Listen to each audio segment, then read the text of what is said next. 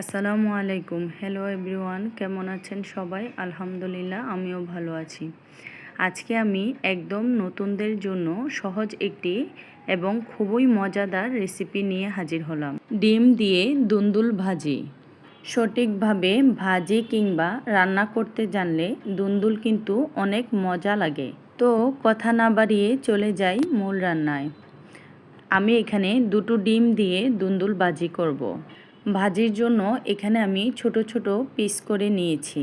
আমি আগে থেকে ধুয়ে পানি ঝরিয়ে নিয়েছি। এখন চুলায় একটি কড়াই বসিয়ে দিয়ে দেব রান্নার তেল। তেলটা গরম হয়ে আসলে এখন আমি দিয়ে দেব কয়েক টুকরা রসুন কুচি, তারপর দিয়ে দেব পেঁয়াজ কুচি, তারপর দিয়ে দেব কাঁচামরিচ। আমি এখানে 2-3 মিনিটের মতো পেঁয়াজ কাঁচামরিচটি ভেজে নিলাম। পেঁয়াজ কাঁচামরিচগুলো একটা সাইড করে রেখে আমি দিয়ে দেব ডিম। আমি এখানে দুটো ডিম দিয়েছি, আপনারা চাইলে আরও বেশি ডিম দিতে পারেন। এখন নেড়ে মিশিয়ে নিচ্ছি। এভাবে আমি মিনিট খানিক ভেজে নেব। দুন্দুল কাটার পর না ধোয়াই ভালো, তাই আগেই ধুয়ে নেবেন। এই পর্যায়ে আমি দিয়ে দেব লবণ।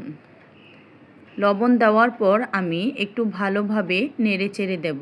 ডিম দিয়ে দুন্দুল ভাজি সাধারণ রেসিপি হলেও খেতে কিন্তু দারুণ মজা।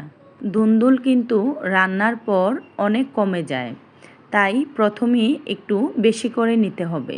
এই পর্যায়ে আমি নেড়ে দিয়ে দেব কেটে রাখা দুন্দুল। আমি চুলার আঁচ হাই হিটে রেখে রান্নাটা করব। দুন্দুল থেকে কিন্তু প্রচুর পানি বের হবে, এই জন্য চুলার আঁচ আমি হাই হিটে রেখে রান্নাটা করব। এই পর্যায়ে এসে আমি দিয়ে দেব হলুদ গুঁড়া। এখানে আমি সামান্য পরিমাণ হলুদ গুঁড়া দেব।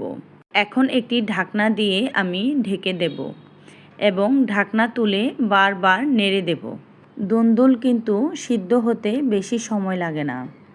এই পর্যায়ে এসে আমি আবার একটু ভালোভাবে নেড়ে চেড়ে দেব এবং একটি ঢাকনা দিয়ে আবার ঢেকে দেব। কিছুক্ষণ পর পর নেড়ে দিয়ে রান্না করতে হবে। দেখুন প্রচুর পানি বের হতে শুরু করেছে। এভাবে 8-10 মিনিট রান্না করলে দুন্দুল প্রায় সিদ্ধ হয়ে আসবে। এখন আবার আমি ঢাকনা তুলে একটু নেড়ে দেব।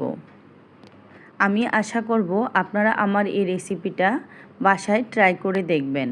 আরও কী রেসিপি চান কমেন্ট করে জানাবেন।